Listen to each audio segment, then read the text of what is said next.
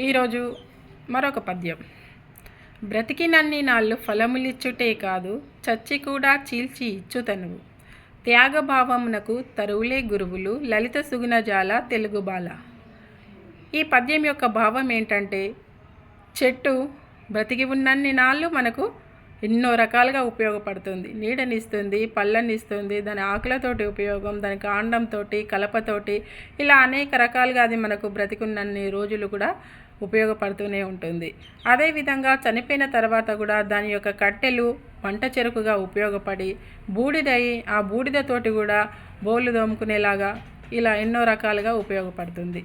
అలాంటి చెట్లు త్యాగానికి ఆదర్శం. మరి మనం సమాజానికి ఎంతవరకు ఉపయోగపడుతున్నాము అనేది అంచనా వేసుకోవాలి. మన మనస్సాక్షిని మనం ప్రశ్నించుకొని సమాజానికి ఎంతో కొంతవరకు, చెట్టంత త్యాగం చేయకపోయినా ఎంతో కొంత అందులో త్యాగజీవిగా మనం జీవిద్దాం. Thank you.